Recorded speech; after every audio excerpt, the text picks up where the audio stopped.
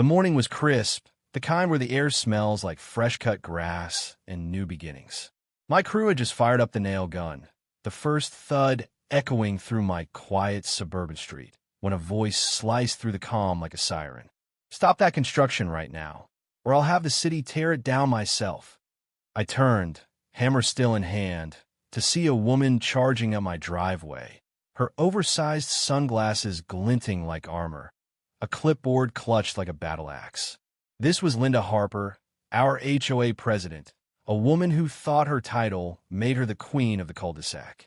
She didn't know she was about to wage war with the one person who held the real power, me, the assistant director of municipal development, the guy who'd signed her precious permit. I bit my tongue as Linda stormed around, snapping photos of the permit sign staked in my lawn like she was auditioning for a crime scene investigator. 2 weeks earlier, I'd gotten the green light to build a small office shed in my backyard, a sleek, prefab workspace with a skylight and smart wiring. My wife, Emily, had pushed me to separate my remote job from our kitchen, where I'd been pacing during client calls. We'd done everything by the book, filed blueprints, waded through zoning revyus, even double-checked the HOA handbook, which, fun fact, didn't ban structures under 150 square feet. But to Linda, my shed wasn't just a shed, it was a personal affront to her iron grip on the neighborhood. She didn't knock. She pounded on my door like a debt collector, accusing me of violating some vague neighborhood appearance clause.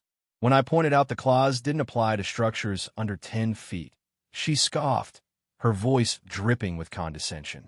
"The HOA overrides city ordinances on aesthetics," she snapped, while VYing away my city-issued permit like it was a parking ticket. I could have laughed, but I didn't. Instead, I let her storm off, promising to make calls. "Oh, Linda, you had no idea the storm you just unleashed." Within days, a notice at my inbox. My permit was under administrative review due to complaints from a governing neighborhood body. Linda had gone from nagging to weaponizing city processes. The irony? That review landed straight on my desk. She'd thrown a brick through a window, not realizing it was my house. I didn't push back, not yet. I let her think she was winning.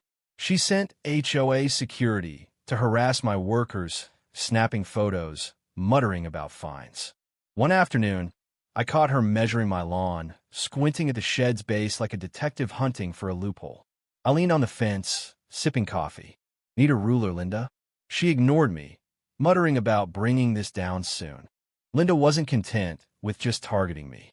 She tried to turn the neighborhood into her personal army.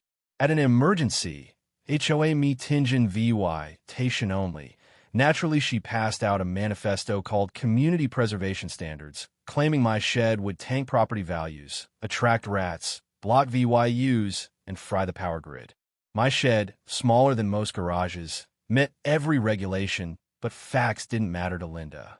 Control did. I started documenting everything.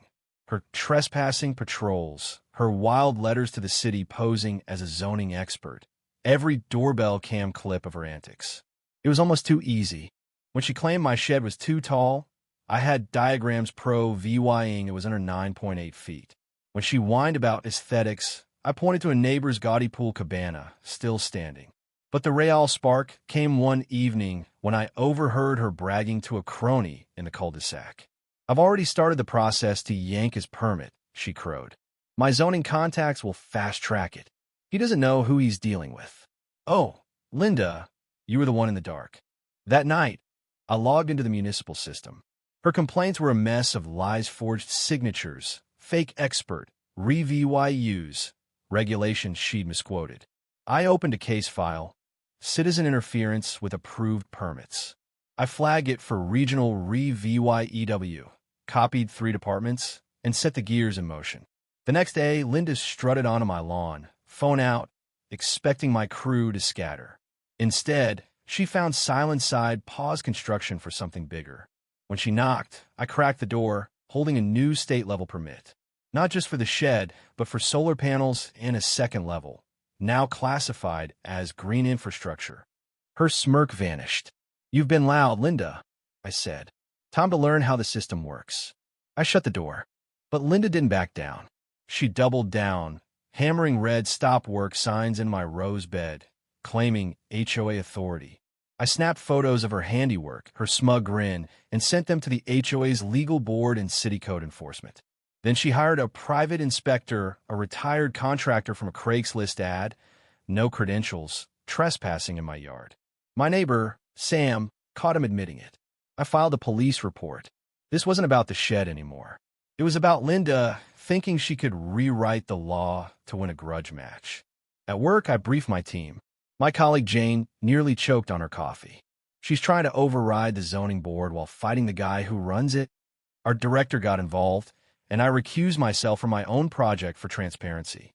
But I still helped the REVYEW team shred Linda's complaints fire codes that didn't apply, Wi-Fi interference claims, even a gem about my solar panels blinding pilots. We roared with laughter. Meanwhile, Linda's campaign grew desperate. She passed out flyers with a photoshopped image of my shed as a 3-story office tower, claiming I was building a commercial zone with vending machines and traffic jams. Then, 2 days later, she told the city I was renting it to noisy college kids. My dog left the room when I left. I set the trap. I filed a REVY permit, triggering a state-level green energy REVYEW, making my project untouchable under the Clean Structures Act. I also lodged a complaint against the HOA for violating property rights. Then I mailed a legal packet to every HOA board member. Photos, screenshots, audio of Linda claiming City Hall insiders. At the next meeting, Linda skipped the complaints section, rushing through the agenda. Whispers spread. Residents had gotten my letters. Her grip was slipping. I played my final card. I flagged Linda's house and the HOA clubhouse for routine inspections. Her property had violation outdated plumbing, an illegal fence. The clubhouse hadn't passed a fire check in years. I watched from my porch as inspectors swarmed, Linda's clipboard shaking as she tried to argue. Neighbors, once cowed, now gossiped openly. Sam texted me a photo of citation notices on Linda's gate. Karma's here. At the next HOA meeting, held in a library because the clubhouse was condemned, I stood up. I'm not just your neighbor, I said. I'm the assistant director of municipal development. The room froze. I handed out Linda's falsified complaints, her emails begging a zoning insider to fabricate violations. I didn't yell. I let the truth gut her. Linda's face drained of color. Murmurs turned to nods. Someone clapped, then stopped, but the tide had turned. A city investigation confirmed Linda's fraud. She'd tampered with other permits, funneled HOA funds to her cousin's landscaping business. She resigned, fined and banned from HOA roles. Her house became a ghost town. Her pink VY saw a punchline. My shed? Finished, solar panels gleaming, a state-issued sustainable development plaque mounted facing her yard. Neighbors asked for my blueprints. The HOA, under new leadership, became transparent, community-driven. We planned gardens, grants for elderly residents, a mural of unity. One night, walking my dog, I heard Linda's voice through her window, soft, broken, muttering about everything happening too fast. She'd lost her reality, built on fear and control. The neighborhood bloomed without her kids on bikes, lawn chairs out, a block party with bonfires. I stood in my office, the plaque catching the porch light, and smiled. Sometimes, the loudest fights are won with patience, paperwork, and truth. So what do you think? Was I too harsh, or did Linda deserve every bit of it? Should HOAs have this much power, or are they just playground for petty tyrants? Drop your thoughts below, hit that like button if your team shed, and subscribe for more stories where the underdog flips the script.